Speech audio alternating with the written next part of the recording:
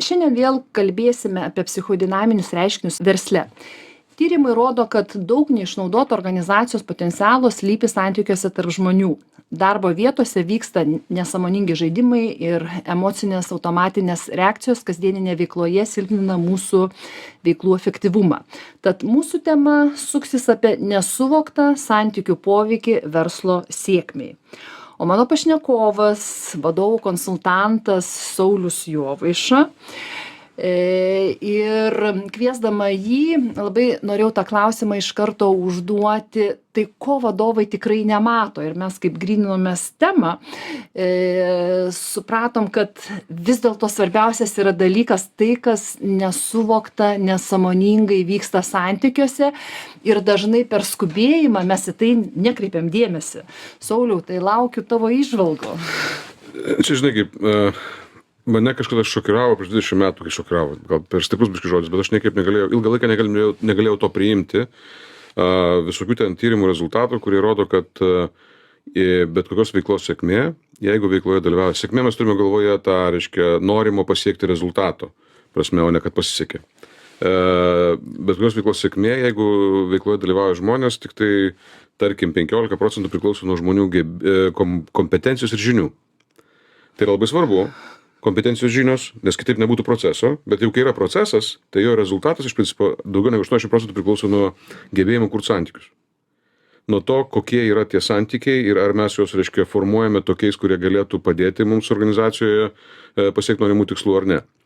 Ir čia yra toks keistas daiktas, nes mes, būdami technokratinėje, kaip čia, kapitalizmas šiaip labai ilgą laiką buvo labai technokratinis, gal tik dabar jis daugiau išeina į tokį pastarosius keletą dešimtmečių, išeina į tokį daugiau tokio gal ir per tą informacinį lauką, ir per tą kultūros įdarbinimo lauką panašiai, jis išeina truputėlį iš to technokratinės pusės, tai tarsi jis buvo technokratis, reiškia viskas lemia, jeigu tu moki daryti darbą, tu esi kompetentingas, turi pakankamai žinių, turi padaryti darbą gerai. Taip. Jeigu nepadarai darbą gerai, tavo problemos. Taip. Dabar reiškia ir pokyčiai darbo rinkoje, ir technologijos, ir visa kita, ir kalba apie tai, kad žmogaus vaidmuo, reiškia, vertės kūrimo procese žmogaus vaidmuo, jisai nemažėja, o didėja, kas yra labai keista, turint galvoje, kad didėja įtaka dirbtinio intelekto, robotizacijos, kompiuterizacijos panašiai, bet žmonių dalyvaujančių procese įtaka rezultatui, jinai nemažėja, o didėja. O čia keistas daiktas. Nes iš principo didėja, kaip čia, kuo mažiau žmonių lieka vertės kūrimo grandinėje, tuo jų klaidos galimybė, blogo padarimo, nedadarimo įtaka rezultatui yra didesnė. Ir tada, reiškia, taip išeina, kad, mes visi žinome, kad nuo to, kaip žmogus jaučiasi, priklauso tai, kaip jisai dirba, daro, supranta informaciją, priima informaciją. Jeigu tau šiandien iš ryto bėdutė, ten dėl kokių priežasčių, tau sako ten, pavyzdžiui, kodėl nepadarėjai, ir tu girdi tame, kodėl nepadarėjai, visą pasaulio priekaištą ir norą teisintis ir panašiai. Jo? O jeigu tau ten viskas buvo gerai, tipo išsimiegojai, pavalgiai skaniai, viskas gerai, tave išlydėjo, apkabino, pabučiavo į žanduką, tu atėjai į darbą, sako, kodėl nepadarėjai, tu sakai, todėl, kad nespėjau, ar ten todėl, kad ketinu padaryti po pietų. Ir viskas normaliai. Ir va čia prasideda šitie dalykai. Tu mes klausi, ko vadovai nemato, aš manau, kad, gal sakykim taip, kad mes žmonės dažnai nematom, o vadovai nemato dėl to, kad tai tarsi yra trikdis.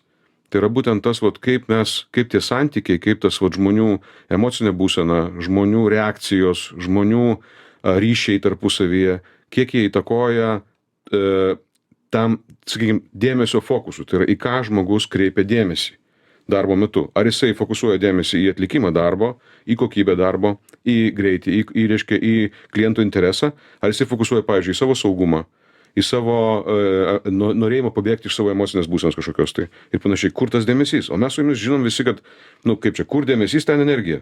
Taip, taip. Ir jeigu dėmesys yra ne į tai, ko tu atėjai į darbą, tai atitinkamai koks gali būti rezultatas, tai išeinant iš jo. Gerai kažkur ten pataisys, gal technologija, gal laikas, bet ne visada. O tavo įtaka žmogaus, jinai nemažėja, didėja ir dėl to mūsų santykiai, kurie lemia mūsų emocijas, arba mūsų emocijos, kurie lemia mūsų santykius, čia nežinai, sunku pasakyti kartais kas ką, gali būti absoliučiai raktinis dalykas tame, kaip mums sekasi pasiekti norimų užsibrėžtų tikslų.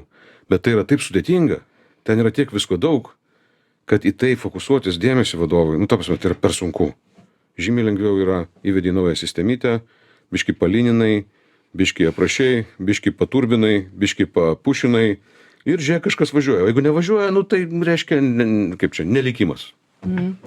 Man tas beklausant kelios mintis atėjo. Tai viena mintis atėjo, kaip anksčiau dažnai eidavau į strateginės sesijas apie ateitį. Aš kaip ateidavau organizacijos, po to, kai pamatydavau, kas vyksta komandose, aš nesuprasdavau, kaip didelė organizacija gali egzistuoti. Tik tada aš jau po to pradėjau suprasti, kadangi strateginė sesija ypatinga apie ateitį, tai yra nebeapibrėžta aplinka ir ten vat, būtent įsijungia, ką tu vadini, visos tos emocinės reakcijos, tai mes čia dabar taip norim, nenorim ir taip toliau. O kaip mes persijungiame tą suaugusio žmogaus būseną, mes esame orientuoti į veiksmus ir rezultatą. Ir tada vat, aš labai pradėjau galvoti, kas vyksta tose organizacijose ir iš kur tai kyla. Ir mano manymu, kaip vat, vadovai tai nekreipia dėmesį, nu jie neįsivaizduoja, ką praranda, nes iš kitos pusės gali irgi suprasti, nu kur mus mokė pažinti psichinius reiškinius. Dabar psichoanalizė jau ateina į organizacijas pasauliniam kontekste ir psichodinamika ir taip toliau. O tiesa yra paprasta, kaip tu sakai, ten, kur skiri dėmesį, ten tu skiri psichinę energiją, ten tas auga, ne? Jeigu tu nori atlikti veiksmą, tai tu skiri dėmesį į veiksmą, bet jeigu tu santykiuose pradedi galvoti, tai čia kažką ne taip pasakiau, ne taip padariau, ką apie mane galvoja, kaip man čia būti geru ir blogai jaučiuosi, tai visa energija eina į emociją ir tada tam atlikti veiksmui tiesiog nebėra energijos. Taip, ir jis paprastai gaunasi belekoks tas veiksmas. Ir reikia perdarinėt. Atiduot kitam perdaryt, vadovui pačiam daryt. Nu, žodžiu, kitaip sakant, dirbt pačiam. Čia beje irgi, aš manau, kad visai toksai svarbus momentas, kad jeigu aš nesugebu sukurti santykius su žmonėm, kurio pasiekoje žmonės norėtų, nu, fokusuotų savo dėmesį į tą darbą, kurį turi daryti, tai kas tą darbą padarys? Taip. Kažką vis tiek reikės. Taip. Tai padarys vadovas. Taip. Ir taip vadovai po truputuką tampa gaisrų gesintojais ir laksto nuo vieno gaisro prie kito. Ir būna perdegę. Be abejo, bet, nu, žinai, užtat turiu teisę būti pavargęs grįžęs namo. Gerai, tai mes dabar išplėtėm tą kontekstą, kad vyksta kažkas tai santykiuose, į ką nenorim žiūrėti. Dabar labai norėtųsi sukonkretinti, per ką mes galim atpažinti, kad kažkas vyksta ne taip. Čia turbūt yra daug raktų ir nebūtinai mums laiką pavyks tą dalyką padaryti. Ir tai vėlgi nereikia galvoti, kad čia bent jau, aš tikrai nemanau, kad tu, kad nors gyvenime skatintum vadovus tapti psichoterapeutais arba psichoanalitikais arba ten dar kažko tai tokiu. Kalba ne apie tai. Aš manau, kad jeigu mes išeisime iš pragmatiškos pozicijos, kaip aš galiu įdarbinti santykius, arba kitaip sakant, kaip aš galiu padaryti taip, kad tarp mūsų būtų santykiai tokie, kur aš tavim pasitikiu, aš tave gerbiu, tu manim pasitiki, tu mane gerbi, kaip suaugusių dviejų žmonių, mes tada galim ramiai dirbti savo darbą. Bet jeigu aš, kaip čia, einu iš pozicijos, pavyzdžiui, kaip mes ten žinom, paimkime tą patį, reiškia, transakcinę analizę, kur ten, reiškia, aš ateinu iš tėvo pozicijos, kuris sakė, perimto pozicijos, kuris sako, nu, kaip tu galėjai, Rasa, nepadaryti, mes gi su tavim šnekėjom, mes gi tarėmės, kaip tu galėjai, mes gi mane nuvyliai, ten ir taip toliau, nu, tai aš taip elgiuosi, nes mano pasąmonė sako, kad čia Rasa yra nesuaugęs žmogus, jinai yra kažkoks vaikas. Ir taip aš sukuriu tą dinamiką, kur aš, Rasa, esu kažkoks ten tėvas. Ir mes turime tą, reiškia, priešgyniavimą arba prieš stovėjimą vienas prieš kitą, tokių dviejų netolygių. Vienas dalykas vaidmenų arba ego būsenų, tai viena, antra, jos ten dinamiko kažkaip keičiasi ir vis tik tampa nekonstruktyviu bendradarbiavimu vardan kažkokio rezultato, o tampa visiškai bileko, reiškia, drama, tampa dramos trikampiu, tampa ta visi vienas po kito tampa drama queen arba drama kings ir čia taip kaip vadovai, taip ir pavaldiniai paskui to naudojasi, kad drama queen, reiškia, kad vadovas yra drama queen arba drama king ir manipuliuoja, vadovas manipuliuoja. Žodžiu, visur dėmesys ne ten. Bet jeigu mes išeinam iš pragmatinės pusės, ko mes čia ateinam? Mes ateinam sukurti vertės. Ok, kaip mes galim padaryti taip, kad mano žmogus jaustųsi saugus? Mes patenkam į tos visus vaidmenys, tos visus žaidimus, tada, kada yra pažeistas tam tikras bazinis saugumo jausmas žmoguje, kada jisai pradeda gintis arba agresyviai arba pasyviai agresyviai. Kada gintis reikia? Tada, kai yra nesaugu. Ok, ką aš kaip vadovas galiu padaryti, kad šitam žmogui su manim būtų saugu. Ir taip aš tokiu būdu paėmiau, sakau, aiškiai, ieškau būdų, nebūtinai man pavyks, bet ieškau būdų, kaip padaryti, kad taip. Mes vis dar įpratę, galvojam, kartais manęs prieina žmonės pavyzdžiui, per mokymus būna, kad visai neseniai buvo žmogus priejo, sako, bet klausykit, ar tikrai, o aš matau iš raiškos, kad žmogus yra uždaras, tyliai kalba, reiškia, tokia biški asmenybė labiau šiai, nu, reiškia, tokia kukli, Sako, ar tikrai kiekvienas žmogus gali būti vadovas? Ar čia įmanoma įgyti tą patirtį? Aš neseniai tapau vadovė ir, sako, man labai sunku. O kodėl taip yra? Nes stereotipas yra, kad vadovas yra dominuojantis alfa, vienoks ar kitoks, reiškia, kuris pasakė, įvyko, taškas. Bet taip nevažiuoja. Taip nevažiuoja dėl krūvos priežasčių.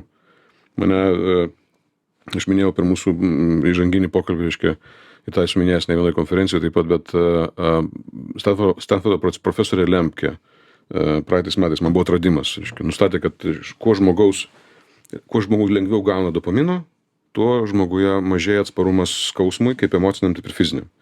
Ką tai reiškia? Tai reiškia, kad kadangi mūsų dabar aplinkoje taip jau yra, kapitalizme, vakarų pasaulyje dopamino gauti yra paprasta, žiauriai paprasta, ir labai greitai, ir labai daug galime jo gauti, ir labai dažnai. Atitinkamai tai įtakoja mūsų smegenys, mūsų atsparumą tam pačiam stresui, spaudimui išoriniam, emociniam, fiziologiniam spaudimui panašiai. Ir tokiu būdu, reiškia, jeigu aš patiriu spaudimą, mano atsparumas mažas, aš iš karto įdūdas. Ir tampu baisiai pažeidžiamas. Ir va čia prasideda šitie visi žaidimai. Tas įdūdas, dramos trikampukas, auka, tas persekiotas, paskui apsikeičia vaidmenimis. Ir visi šitą nesąmonę pradeda žaisti. Tai aš negaliu atimti žmonių dopamino. Arba gebėjimo šiais laikais gauti jo greitai ir reiškia, lengvai. Bet aš kaip vadovas galiu padėti žmonėm gauti dopamino iš didesnių dalykų. Pavyzdžiui, pasiekto rezultato, pakeisto kliento požiūrio, kliento sugrįžimo. Kaip sakant, jeigu aš padėsiu savo žmonėm džiaugtis pergalėmis, kurias mes pasiekėme kaip organizacija, kaip padalinys, kaip žmogus, aš tokiu būdu padėsiu žmonėm gauti dopamino iš kitų vietų. Iš tų vietų, kuriuose guli jisai, kaip čia padėtas, kad organizacijai būtų gerai. O ne dėl to, kad kažkam cukraus trūko.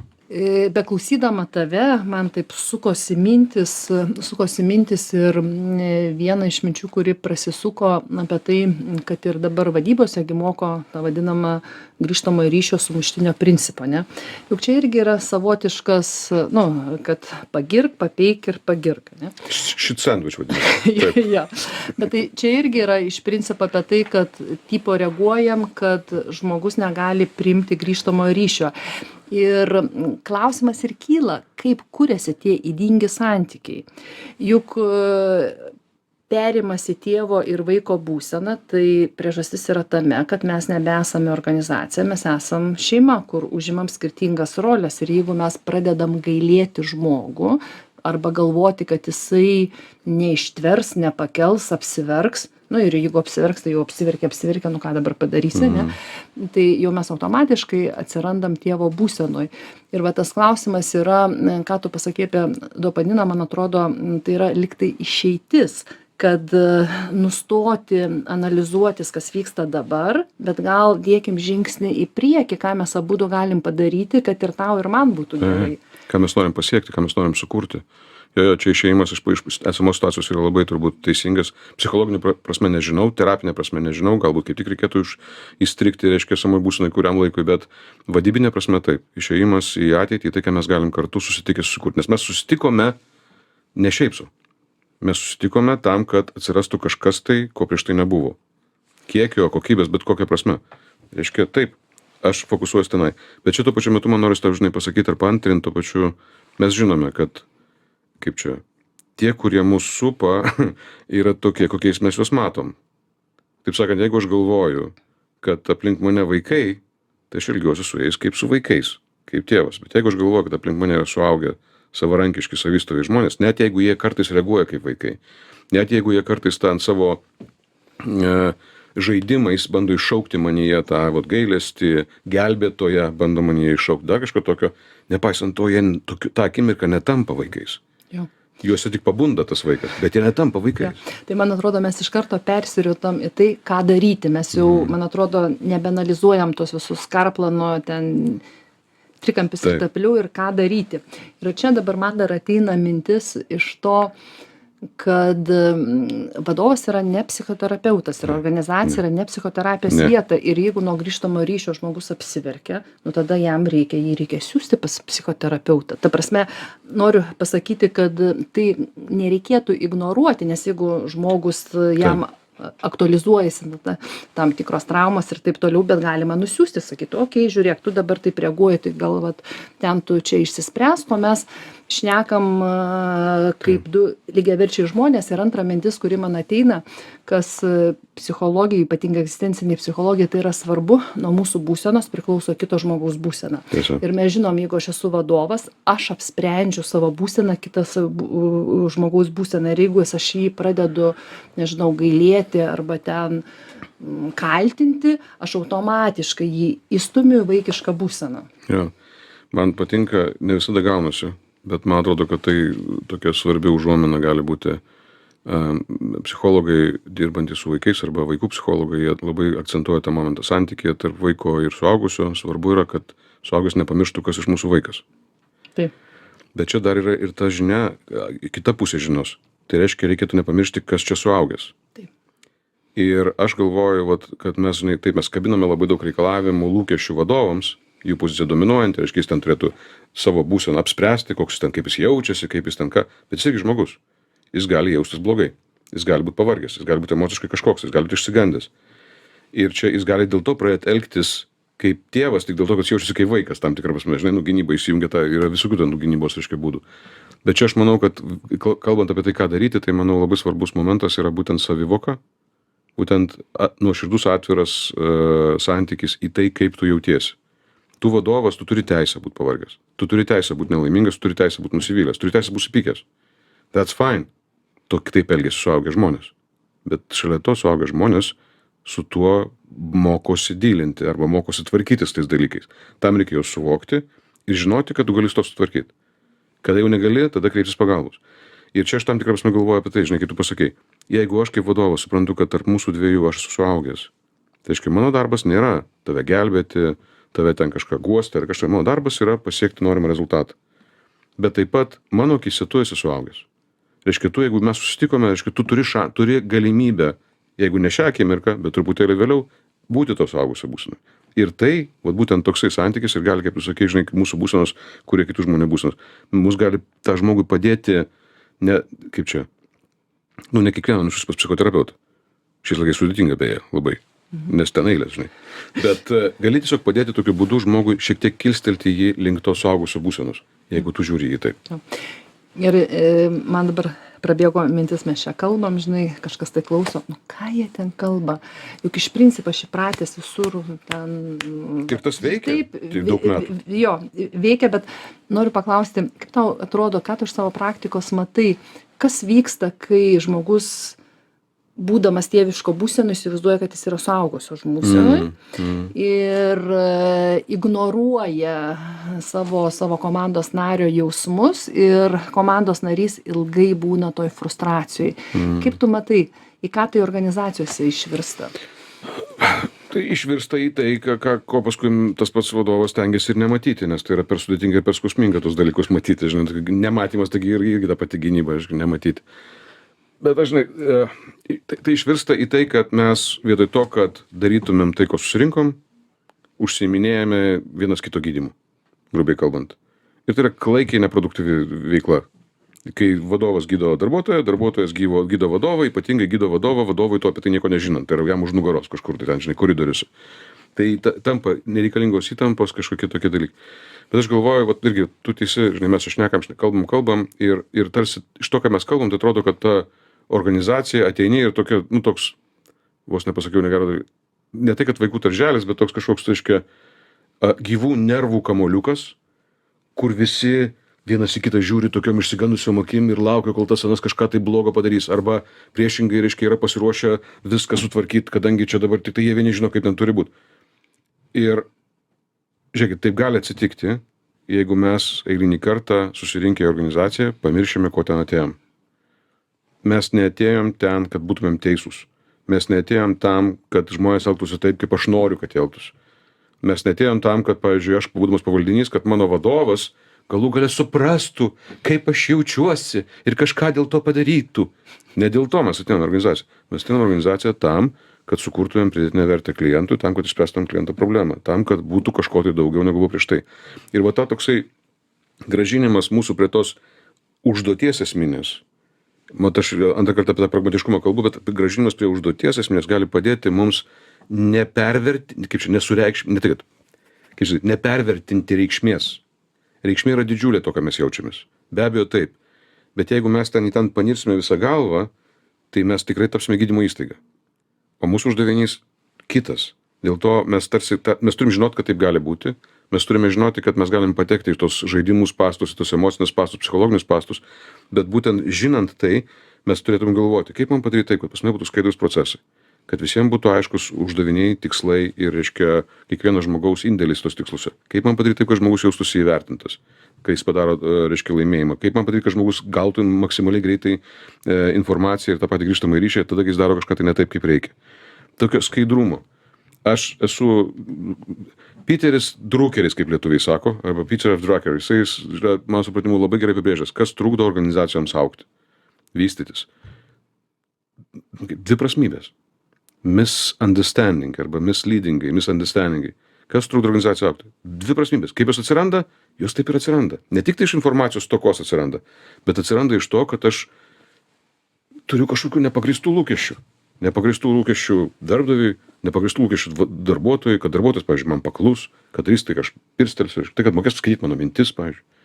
Aš daugelį žmonių siūliau vadovų, sakau, įtraukite į darbo sutartį normaliai, reiškia, šalia punkto ir vykdyti kitus vadovo nurodymus, dar įtraukite punktą suprasti, ko nori vadovas, arba mokėti skaityti vadovo mintis. Iškart viskas išsprendžia. Iš karto automatiškai. Sauliau, žinok, mūsų laida atėjo į pabaigą. Labai ačiū tau už tavo įžvalgas.